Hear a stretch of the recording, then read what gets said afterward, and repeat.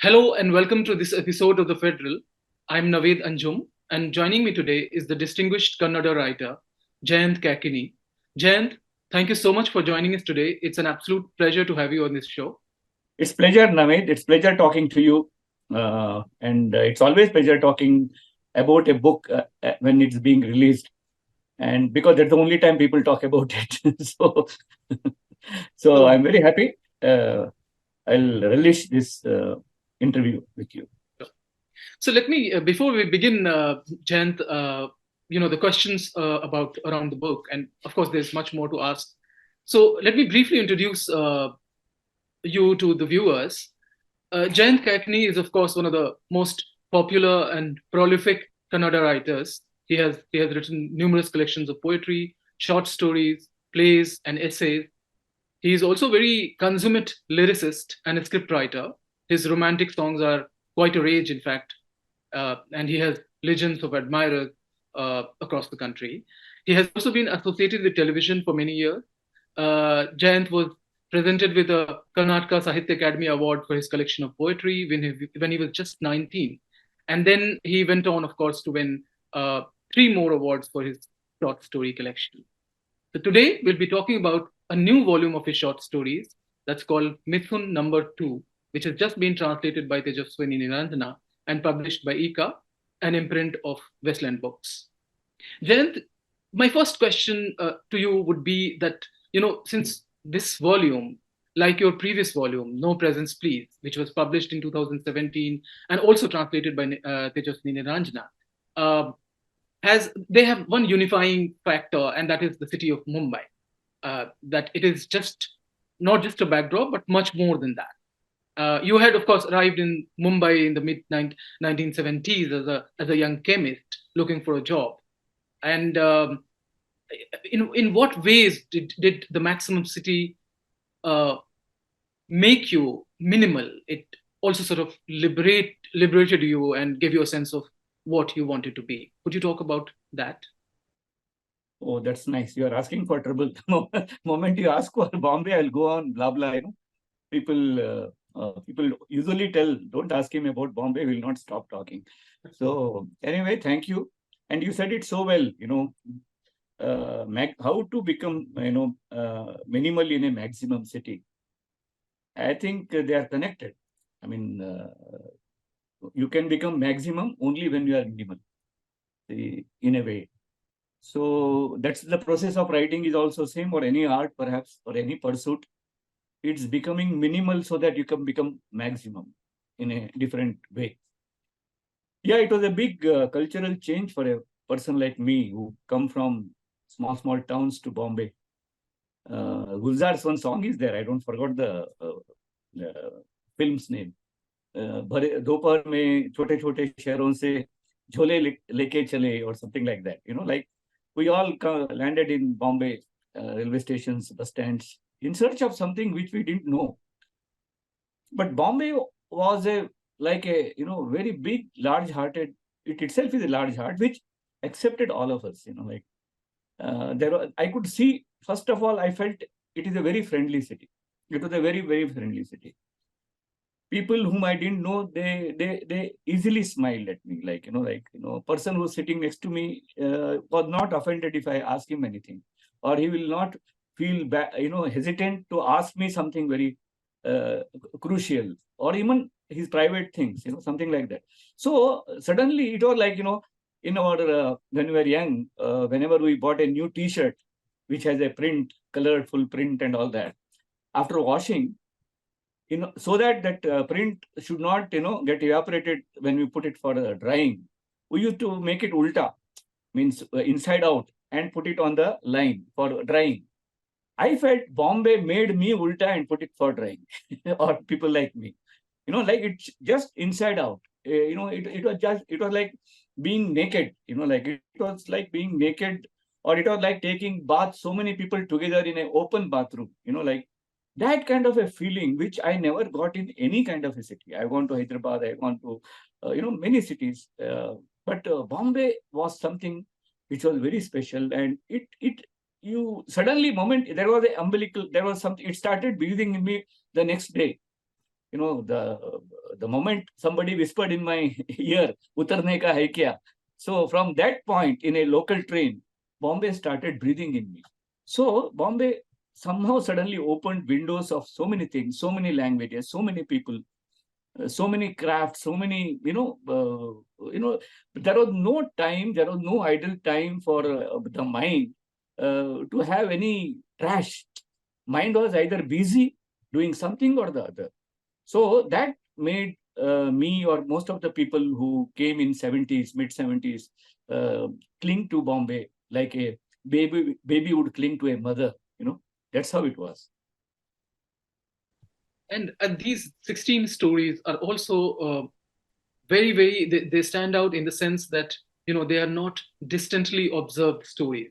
They are very acutely observed, as if you have kind of lived among your characters, as if they were part of the circle with whom you spent some time. And there was a review in which Shanta Gokhale mentioned that what these stories actually do is impute the lives and emotions of people on the street through skin touch. And I thought that was a beautiful way of putting it. Could you talk about these characters and where they sprang from and how you sort of gave them the expanse that they get in these stories? See, the characters for any writer, I mean, not necessarily me only, the characters come from within, it comes from the most intensely experienced core of your mind. If you are not experienced anything intensely in life, it will never come into your writing. If you plan something like somebody, suppose I am given a feature to write about Bombay as a journalist, that is a different mode, that I go, I look for external details, I will talk to. This is not that. This is, you have, your inner core is bonded with the human world. And it comes to you when you sit for writing. If you sit in a local train, you can look at a face. That face tells you hundreds of stories. And, like collectively, you see so many people together. And I always tell youngsters, like young writers who ask me sometimes, they think I give advice and all. I don't think every writer has to evolve on his own core experience. I usually tell them, get lost in the human world, get lost in life. Then automatically your stories will find you. You don't have to find stories, you get lost in the life, which is a mega story. Like in that Lal Singh Chadda film, there is a song, Mai Kahani Mein Hu Ya Kahani Mein Mai. There is one song is there. I like that song. It's like that. You get lost in this biggest mega story of life. So then automatically the stories will come in search of you. So it's a basically very compassionate or passionate empathy with which the characters, stay with you. And when you sit for writing, they come in search of you. And they will not make, you can't manage them too much, you have to let them breathe. You should listen to them. I am that kind of a writer, like my friends are there, many friends, my seniors, my juniors, contemporaries. Many people plan a story, plan a novel, plan a story. They have their own, thing.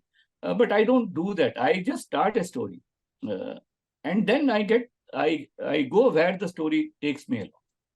So maybe the stuntmen in this circus, stuntmen, or the servants there, or all the characters whom I have experienced, I have seen, not as an outsider, not from a privileged position. Sometimes we tend to call characters to simplify in simplified slots, like they are, underdogs or, ordinary men, or, no. Moment you are telling it, that means you are in a privileged position. No. Their story comes to you only when you are one of them. So that umbilical cord has to be there. Then only it comes into the story. Otherwise, I might write a thesis. I might write a sociological essay. That is different. But story is something different. So that way, all these characters, some are empathy, some are imagination, some are, they get connected. That's not exactly. I might have seen somebody somewhere, but maybe he just appearance in one of the stories here. That's how the process goes. That's why it is so enigmatic. That's why it's very special. for me, because every time I find something new because I have not planned anything. That's how I write. Right. So were all these stories written at the time when you were still in the city, or were also there were also some stories when you wrote later when you had shifted to Bangalore?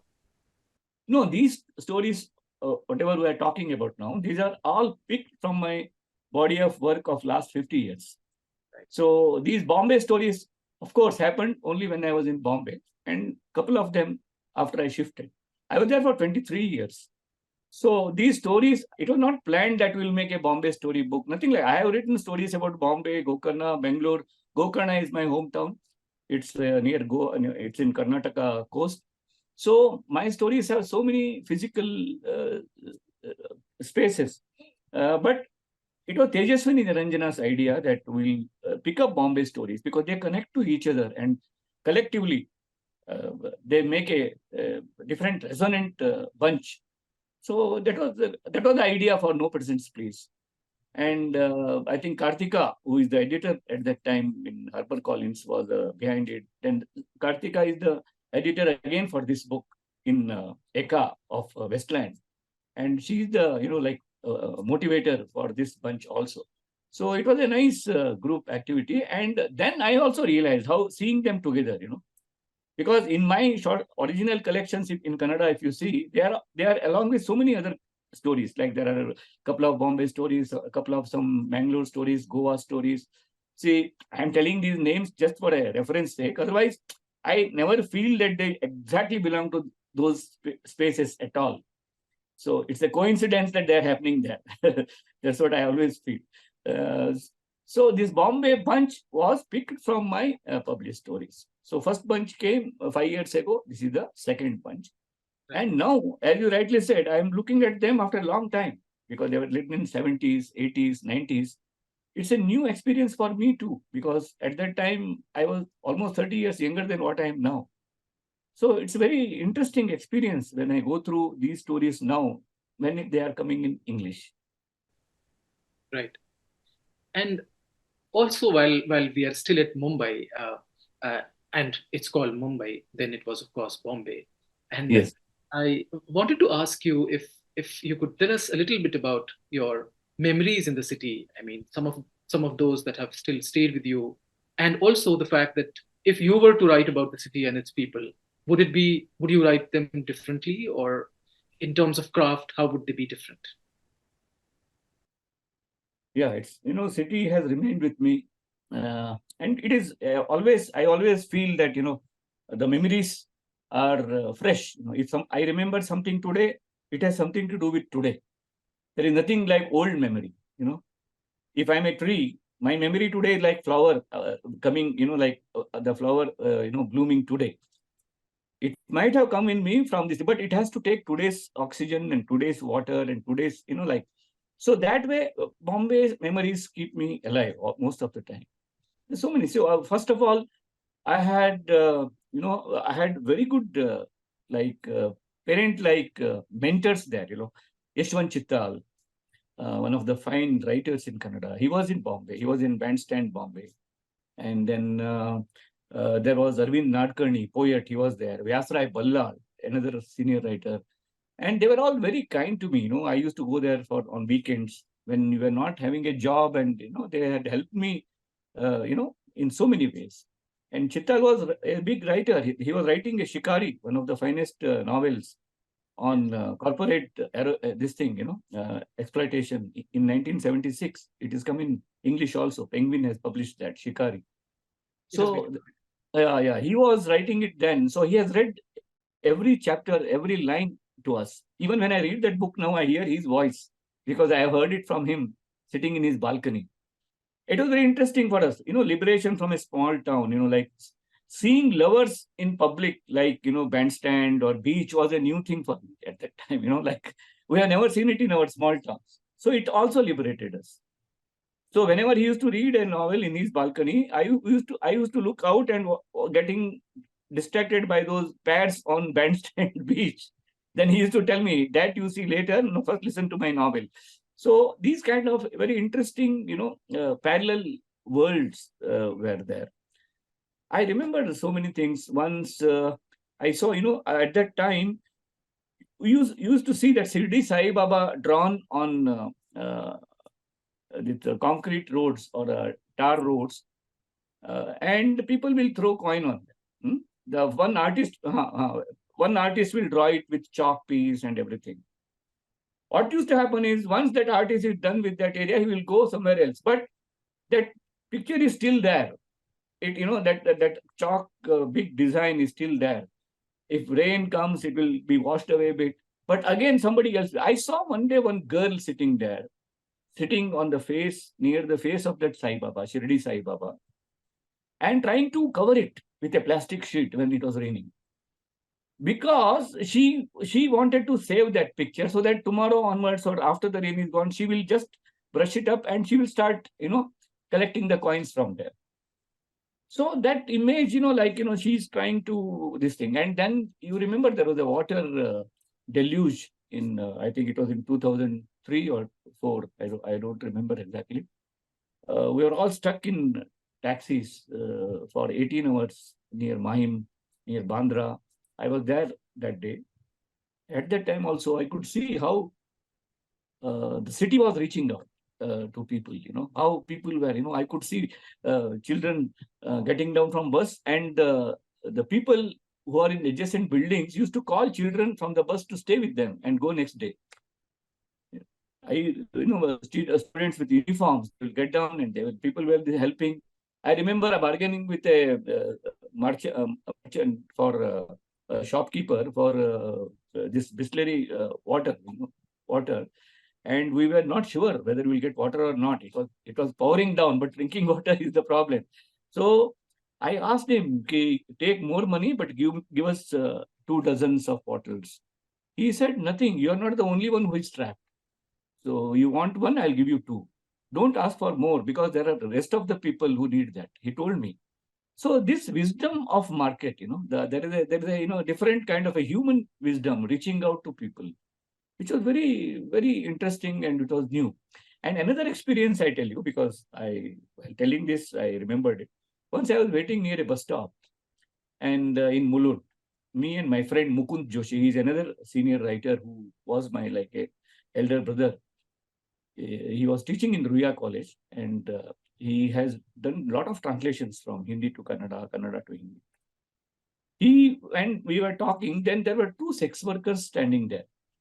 See, looking at a sex worker was a liberating element for a small time boy for me. It was something new because it was a different, we have talked about it or seen it in cinema, but it is here, there, and they are like us, so they were there and they were just talking something, they were waiting for a bus, we were also waiting for a bus. So someone wanted to know the time, what time it was. She just came to me, held my hand, saw the watch and went away. See that gesture, I was liberated. Suddenly I was liberated. See, I don't know her. She doesn't know me. We have not talked. He just came, took my hand and just saw the ghadi, and she went and they were talking. So it was very interesting. So these kind of human encounters. And then I remember I was holding a magazine, film magazine, maybe Stardust or something like that. And I was holding in my hand like this. And both of them looked at that magazine. I think cover page had some star, Zinat Aman or somebody at the Parveen Bobby at that time. And one of them teasingly asked me, "Teri biwi hai kya?" She's pointing her finger at my magazine and asking, "Teri biwi." So that entire thing.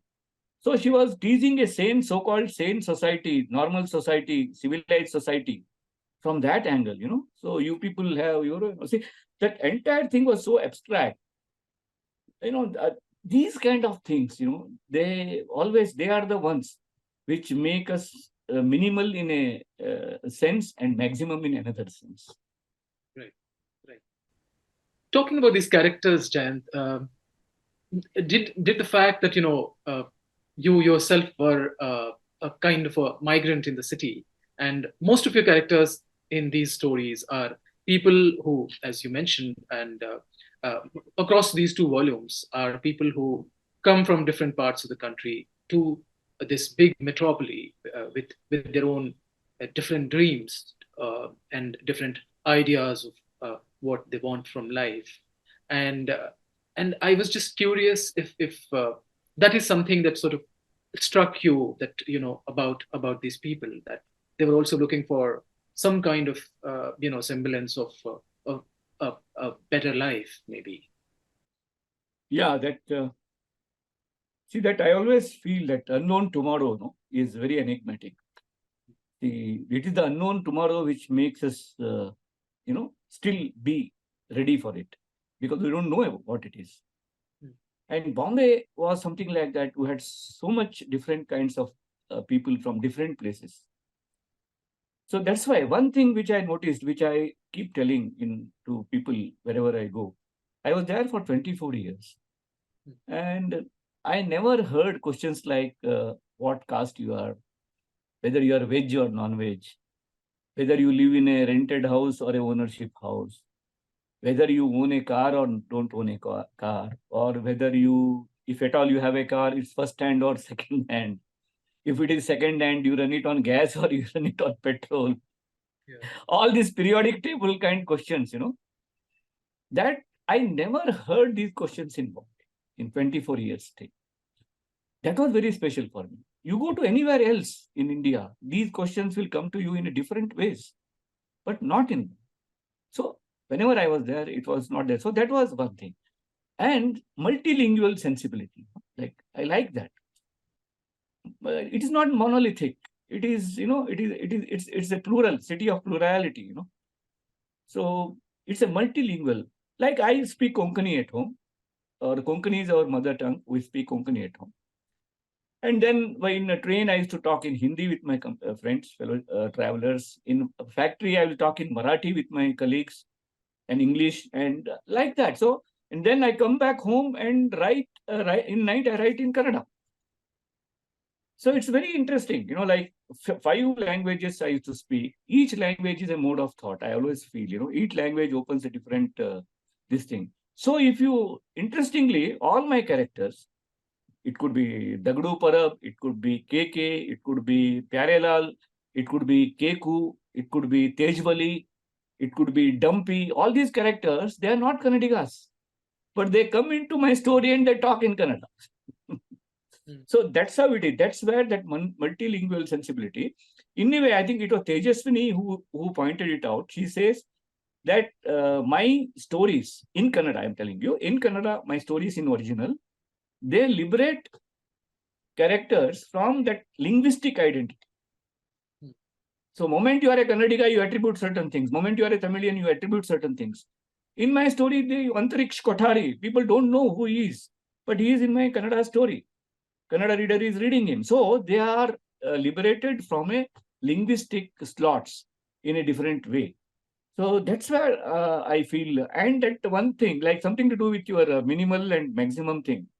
Now I'll be using this regularly, thanks to you. The thing is that it is the entire Bombay city is a city of plurality, but it talks in singular. I like that. Tere ko, mere ko, tu jata hai kya, tu aata hai kya. It is not a pretentious language. It is a working city language. It's a working city. That liberates people, that you might be a big boss. I might be a, something else. But क्या तेरे को अच्छा है, तुम AC में बैठता है, हमको इधर धूप में काम करना पड़ता है. These kind of communications, that's where that Bombay, that Bombay thing is there. So I like it that way, that, plurality, multilingual sensibility, and this singular, addressing to each other. So it has in a way, if I have to give you one metaphor, I'm a poet, I get, I tempted to give you, it is like a public transport. Entire Bombay life is a traveling in a public transport. The life itself is like a public transport, and public transport makes a hell of a difference to a person's worldview. Now we are in a state where children are dropped to schools in private vehicles. Wherever they go, they think they are very special. They are treating that. No, moment the child is kept away from public transport. He is kept away from something very, very precious. So we all traveled in public transport, changed to trains, changed to buses, reached our this thing, came back in the night, midnight in this thing. And rickshawala, even now, 2 years ago I went, he gives you back exact change even at midnight. See, there might be some stray cases where they want to take more and they will tell. But that's why, because he respects you as a working person. He is a working person, you are a working person. So that working city character is the essence of Bombay's, what I call it, that spiritual kind of a feeling.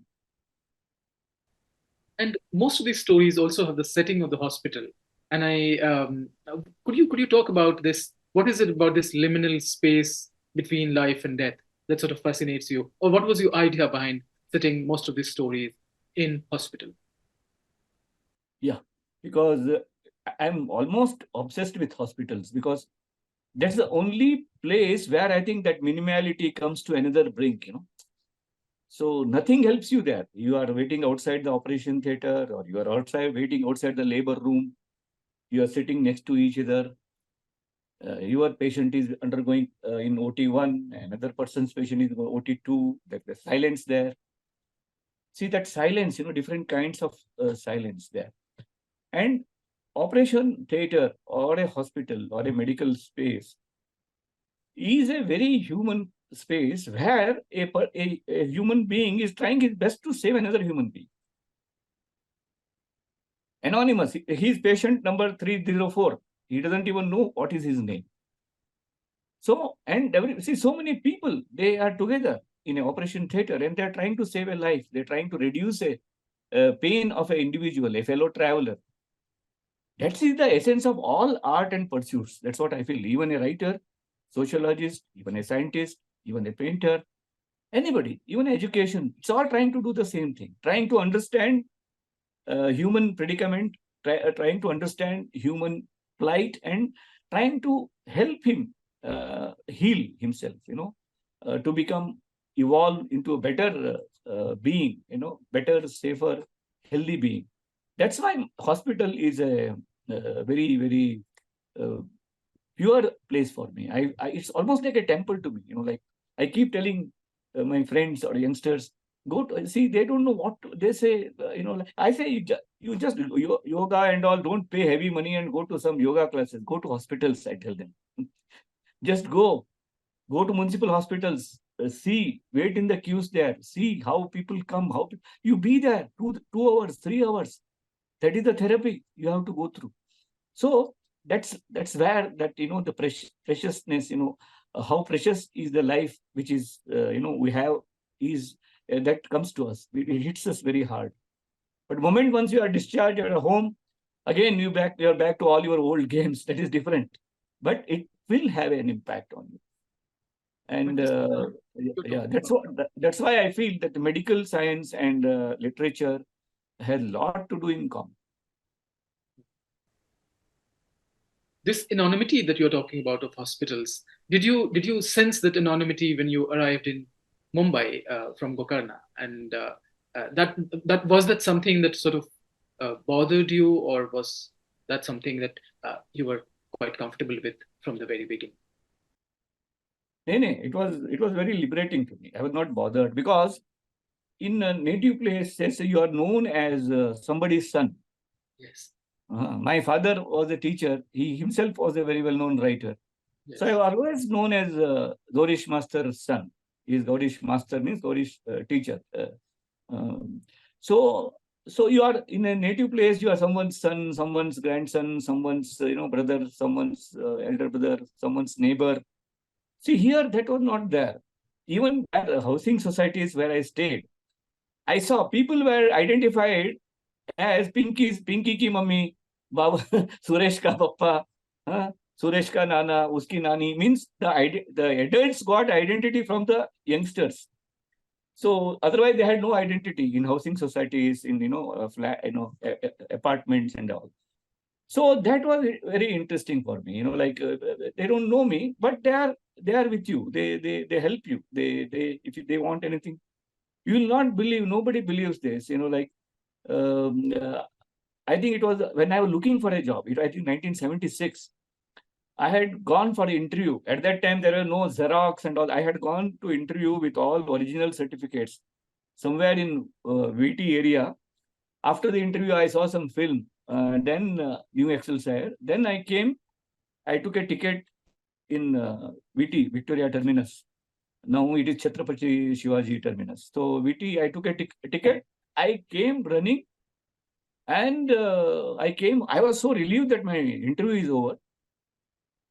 I came to my room in Dombivli, I think, and then I realized I had forgotten my entire certificate bunch on the counter of ticket counter, VT ticket. So I didn't know. I was so shocked. I thought that was, I think, the first month or second month of my stay there. I thought it's the end. My Bombay journey started with a total problem. So next day morning, I ran there, and it was there. In the same counter, it was inside, and that person said, I think someone forgotten this. It is you. Somebody, it was outside, and somebody gave it inside. So somebody who found it didn't take it away. He gave it to inside, told him that somebody has forgotten. Maybe he might come and ask. So I got it. See, this kind of a thing, I don't know in which context I came to this anecdote. So these anonymity, I didn't know who he was, but that thing, that was a big liberation for us, because we are first with some identities, like here, whoever. I remember in Karnataka Sangha, our Bombay, we have a lot of Karnataka Sangha, Kannada Sangha and all. I used to read poetry, we used to do functions. And after the function, in function, they will give you bouquet, flower bouquet as a guest. So I used to come back and get into the train with bouquet. In that crowd, that bouquet, the flower is going here, somebody is going here, all those things are happening. And I remember one day somebody asking me, "Bechne ka hai kya?" He thought I have come to sell it. See, this kind of sudden, like I was reading poems and big thing on stage and claps, take a bouquet, and now here in train somebody is asking me, "Bechne ka hai kya?" So this is what makes it very special for me. So that I enjoyed. It gives you a freedom. Anonymity gives you a freedom. Absolutely. Anonymity gives you a freedom, and freedom gives you responsibility. See, when you are not anonymous, you are not responsible and free in a real sense. So that is the virtue I experienced there. And many readers of your stories would say that there's this bit of ambiguity at the end. That, for instance, the title story, Mithun number 2, is the story of this body double of Mithun Chakrabarti, the actor, and who chooses to. It's a little rebellion of sorts, in the sense that he refuses to be a body double and finds his own sort of, what we can perhaps call a transcendental experience. That is also something very common to most stories, that these characters in a way rise above their circumstances and find something uplifting in their lives, across all these stories. So I wanted to ask you about this ambiguity in the end, and some would say that they do not have happy endings, that they end at a point where you're left wondering, okay, what would have happened to a particular character. Would you talk about that? Yeah. Many people ask me why you leave the stories halfway through. I think stories leave me halfway through. Like it's not other way. Because I like that ambiguous, enigmatic position where my main character or the character is suddenly there is a moment of enlightenment for him amidst the kind of anonymous human context. It happens routine during his routine life. It happens in hospital. It happens in a street shop. It happens in a modka bazaar. What you call scrap yard. It happens one day suddenly. The scrap yard seller sees a woman, beautiful woman, coming out of the dressing mirror, which is there in a scrap yard, coming out of it. See, these are the things. It's a very ambiguous, very abstract. At the same time, they uplifting. I always feel, enlightenment has to happen here itself. I never felt enlightenment will happen away from human world or Himalayas or in, I have never believed it. I always feel it has to happen on Victoria Terminus or in public hospitals or in, Kabutar Khana or in Dhobi Ghat. So it has to happen in connection with people only. See, that's why the art is for people only. If there was no people, why there was no communication? When you write something, when I sing something, when I say something, it's only in relation with others. So that's why this end, I remember my mother, incidentally, my mother also had a complaint about me not completing my story properly. Because she was the person who always used to read last two paragraphs of any story first, so that there should not be no tension for her. There should not be any tension. See, like in a story, we'll have some, curious thing, whether there is love, whether they will become one, or they will get separated, or there will be detective story. So she will read the last portion first. But here she had no last portion to read because it was kind of, halfway through kind of a thing. So that Mithun number 2 story also, that realization that when that actor, Mithun is coincidentally, I have used Mithun number because he was very popular at that time. It is a question of realization for the dupe or duplicate in close-ups that actual hero was imitating him because this fellow has done real action. But for close-ups, they have brought him and he has seen the footage of real action and trying to imitate him. That makes him realize that it is me who is the center of my world. It is me who is the epicenter of my entire universe. So that gives him a new thing. And he says, from tomorrow, I will pursue something else.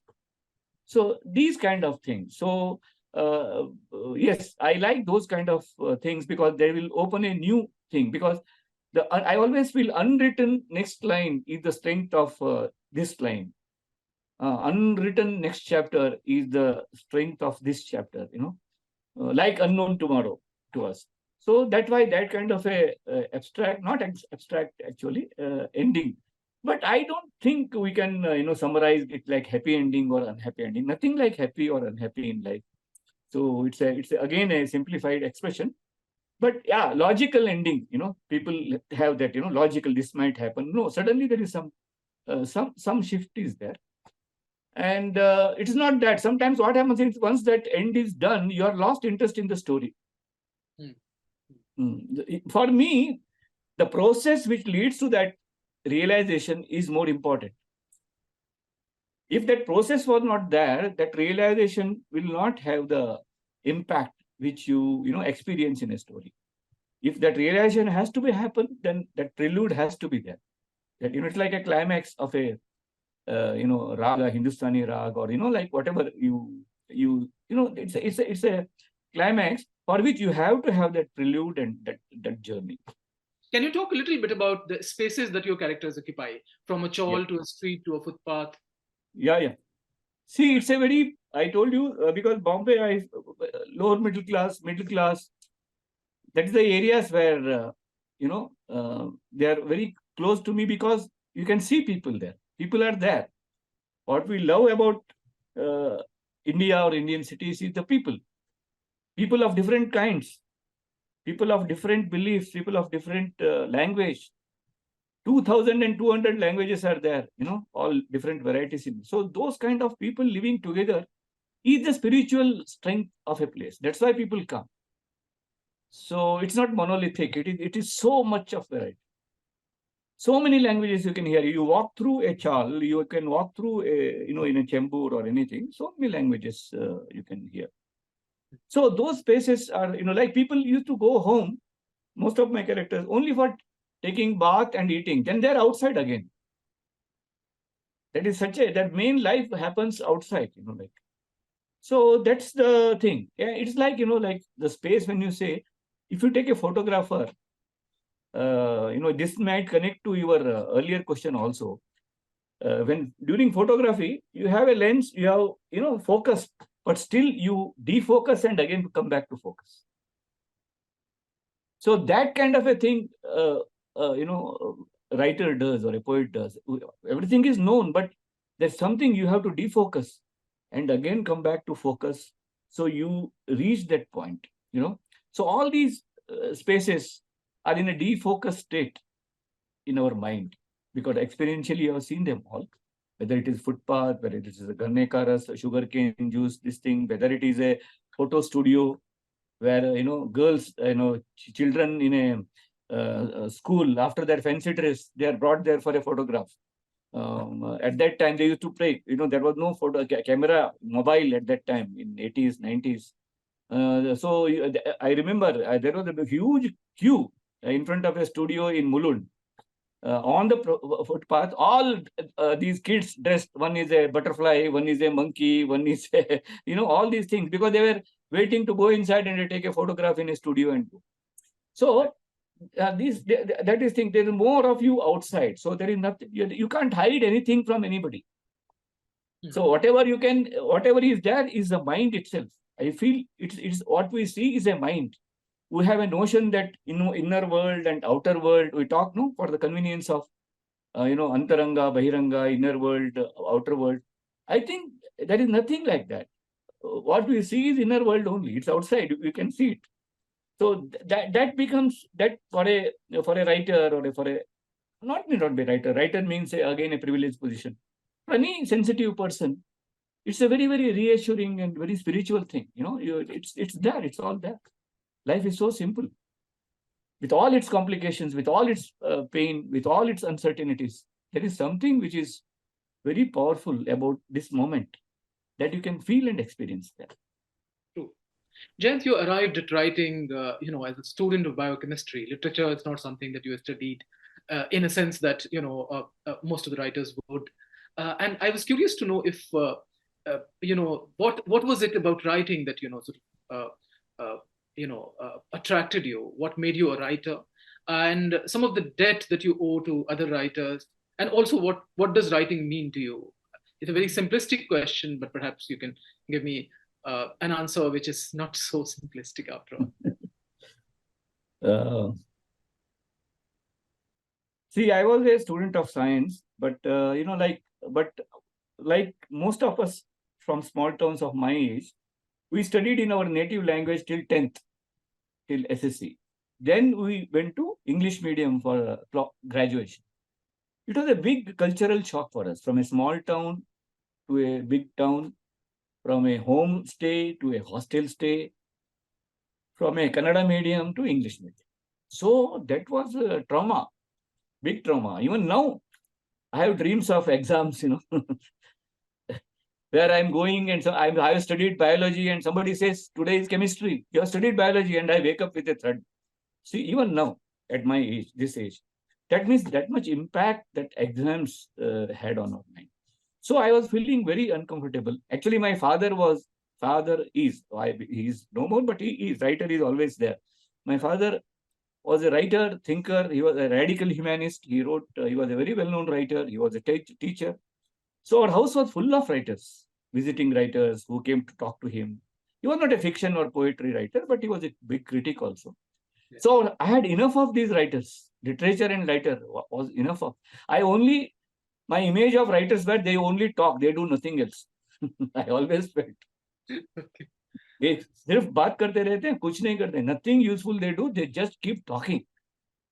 So I hated literature when I was in my native place. But when I went to the college, then all these things were happening. I started I wrote something, and then I read poem. One of my poem came in a paper. Suddenly everybody started noticing me, which they would not have noticed otherwise. So my self-esteem was good. Somebody said, his magazines are coming in this magazine, his poems are coming. Then one story came. And we were not talking to girls at that time, division, strict. Even if you look at girls, it was something, it was a big sin. At that time, that there was a girls' rooms. Few girls came and told me, we read your story. It was good, like that. And it was for me like ultimate Oscar award at that time. Girls talking to boy and telling that his story is good. So these are the things which, how I got into it.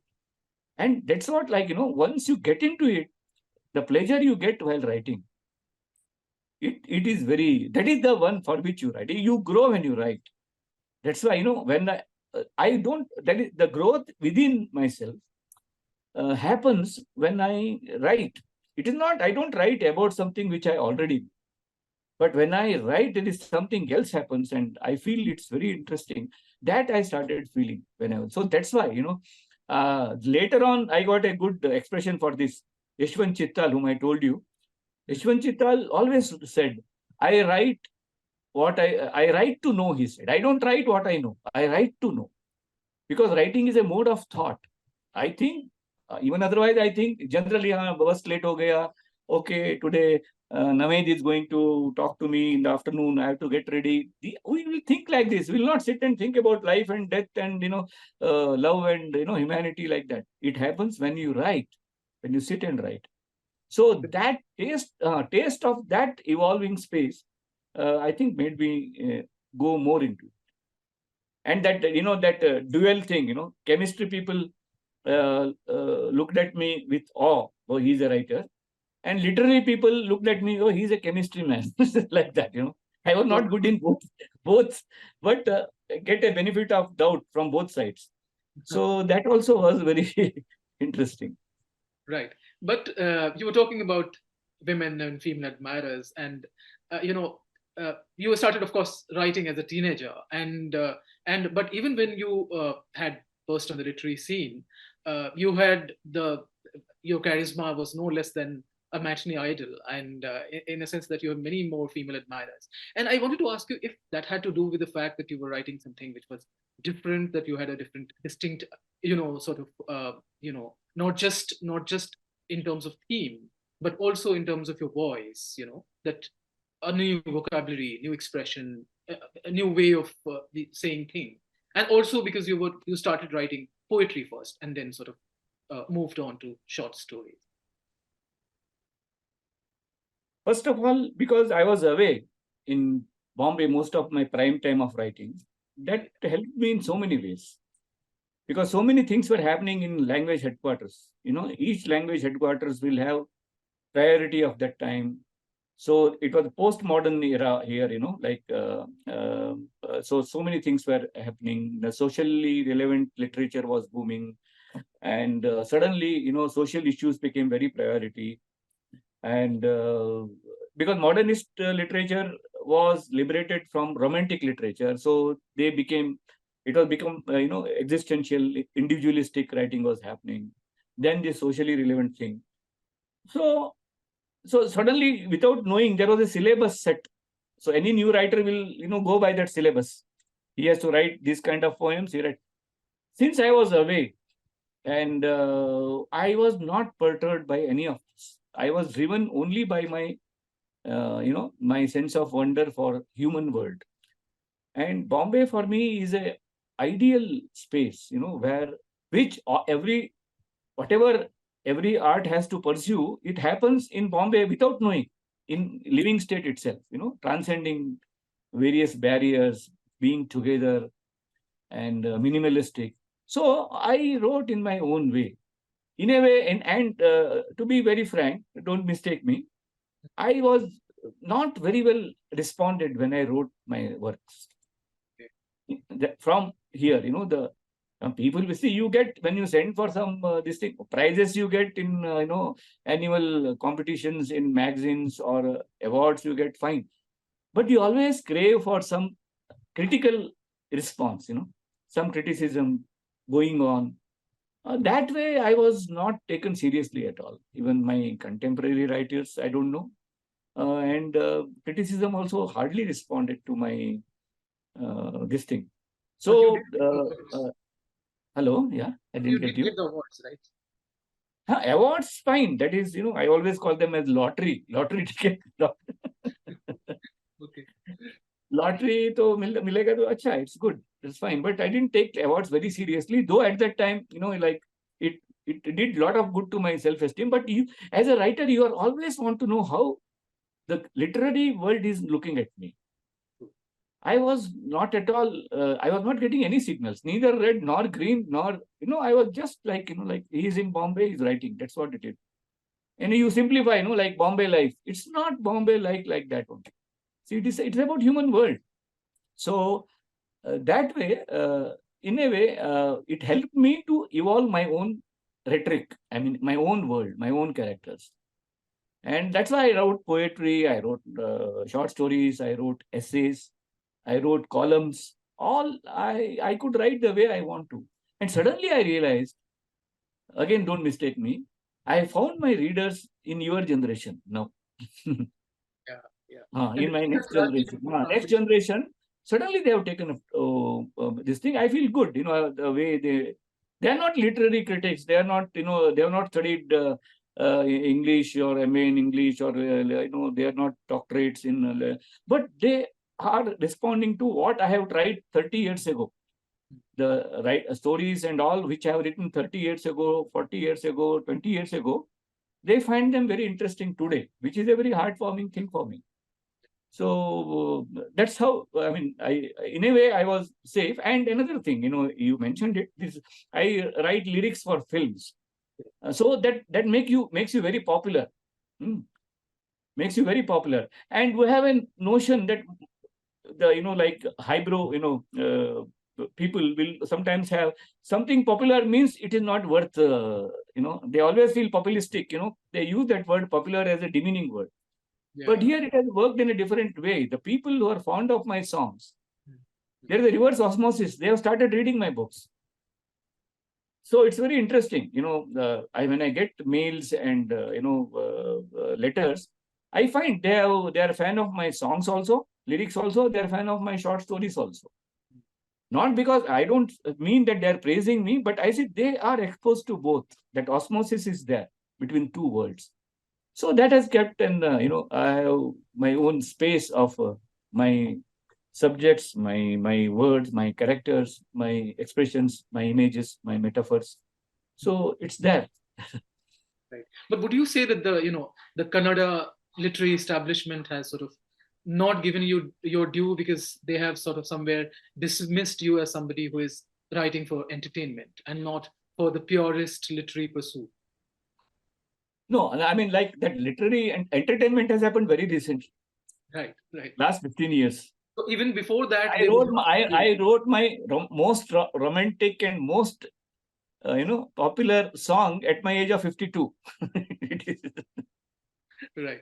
almost 16 years ago, let us say. Hmm. So the song is a very recent thing, but still I keep writing. My latest short story collection has come last year. It's Anarkali's Safety Pin. My latest poetry collection has also come last year, 2 years ago. That is Vichitra Senana Vaikhari. So my writing, both the writings are going on. But when I was in my prime time, I'm talking, at that time I was looking for, but fine, that's in a way good, that gave me a lot of freedom. Right. That gave me a lot of freedom. Otherwise, maybe I would have been playing to, like, oh, these people, I have an image again for this.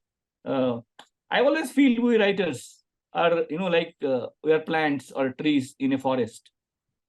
It's a forest, like different kinds of plants for everything. It's very rich and very thick green. Each plant, each tree has its own identity, its own flavor. But there is botany. Botany is a science of flora fauna. Botanists have to worry about, they break their head. What kind of plant is this? What kind of this?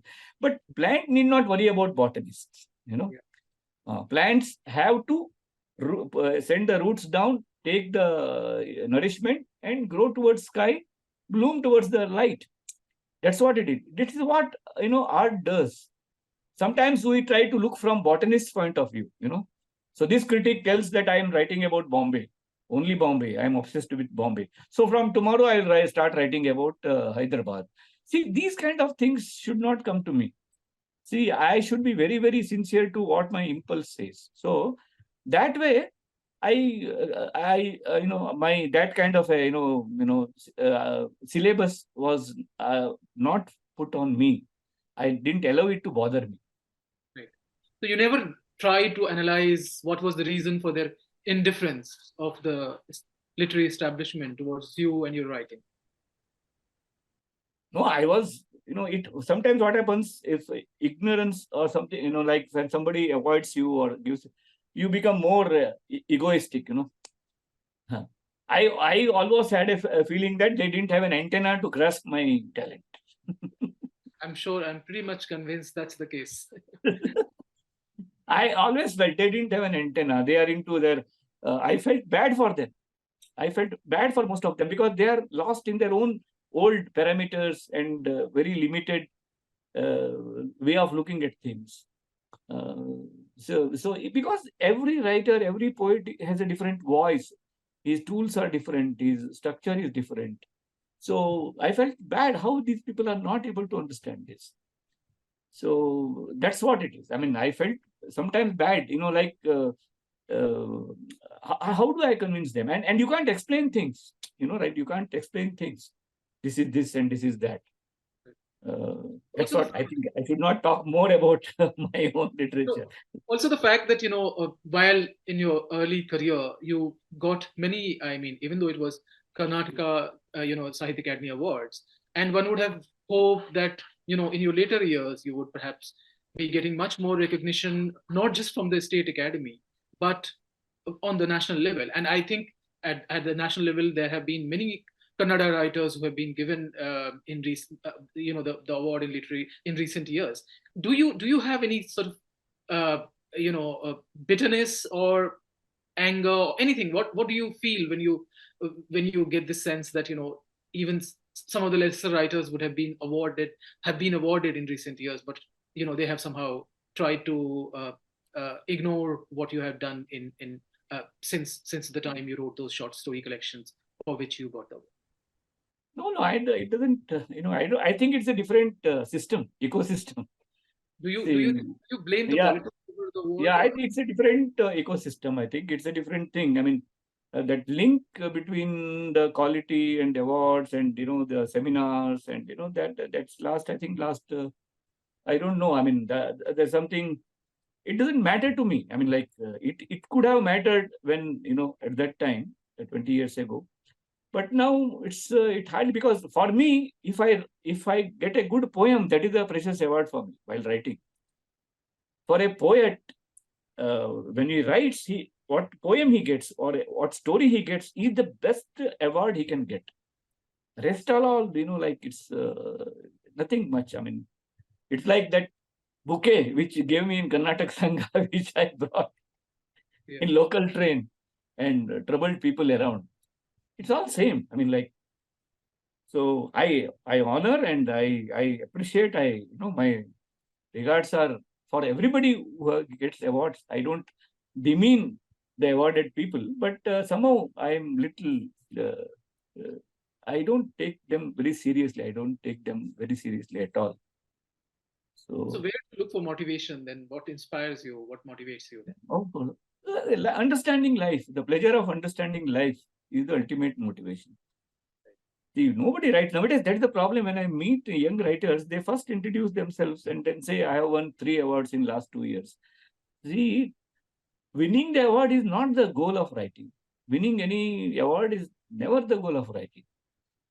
Writing is to understand life. It's not. It's not like I got this prize. That no. Writing, you are understanding life, and you have got it there. Like I always tell one example, marathon race in small town. We used to have marathon race. The students will start running from the school. They go to some spot in a village. Then from there, they'll go there. It will be 5 kilometers, They will have to sign somewhere. From some teacher will be there from somewhere there. So after 1 hour running, they will come back. Who comes first? So while going on the way, there will be people who will give them oranges. There will be somebody who will give you limbu soda, limbu sharbat. You drink and keep running. You drink and keep running. Maybe these awards and all, they are like those limbu sharbat and oranges. You don't run for oranges. Drinking, or you don't run for limbu soda. You ultimately want to, go the cross country race. You want to see, you run everything.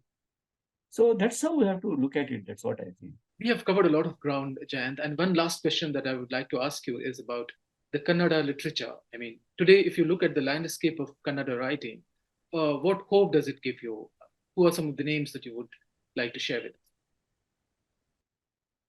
There's so many good writers. Now suddenly there is a boom, in effect, boom of writing, because writing has been easier because of social media, digital platforms, groups, poetry groups on virtual world. So there's so much of new writers coming in Kannada. There's very good crop coming. But my worry is they're not reading the because I always feel it's like a relay race, like science or anything. You can't become a doctor overnight just because you want to become a doctor. You have to study what medicine has gone through past years. You can't just drive without learning driving. You might be a good person. Oh, अच्छा आदमी है उसको driving दे दो. No, what about the passengers? Same way, any art needs a training in skill and vision both, because the senior writers had taken baton from the earlier writers and they are running. It's a baton of virtues which they are taking it along. We're evolving through that also. So I should at least take a baton from my earlier generation, because he has already taken it from earlier, so that I am part of that flow of consciousness, that river of flow of consciousness. Maybe I just take in handful of water in my story, or handful of water, handful of rain in my poetry, but it has to be from the flow. It has to be then the river which is flowing, that water. So that's why I feel that's where there is some worry for me, because most of I'm not talking about everybody generalizing. There are excellent, outstanding writers, but a majority are not reading the best of the earlier generation, and they have mistaken it. When I tell somebody, why don't you read? He says, I want to be original. He says, if I read somebody, I'll be influenced. I say, it's not that. It's like, how to, even to make a dal, we learned from our mother. See, I can't make an original dal. See, it's like that. So then you might have something else. It will go like that. So you have to be connected with, like in music, gharanas are there. So many gharanas are there.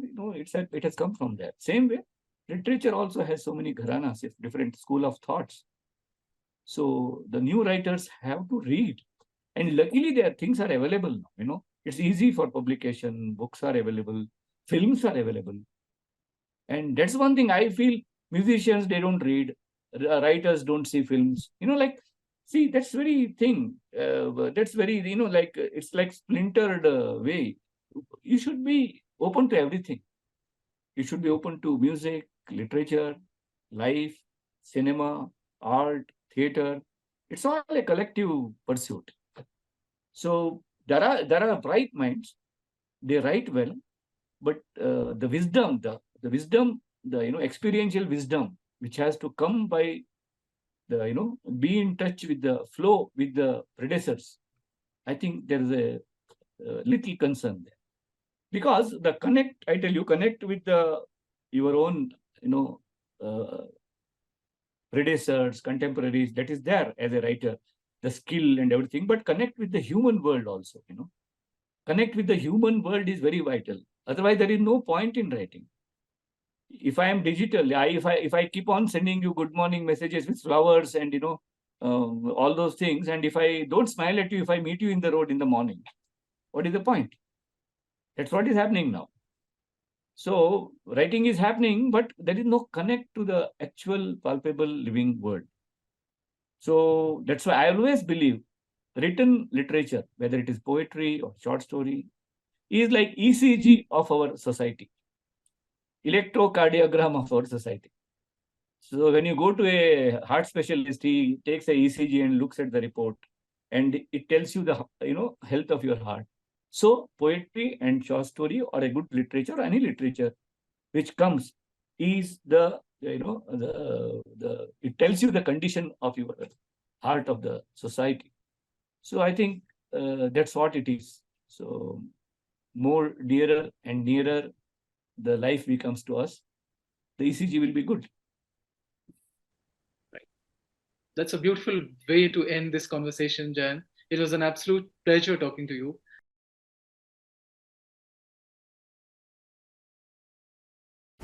Subscribe to the Federal's YouTube page for more news and updates.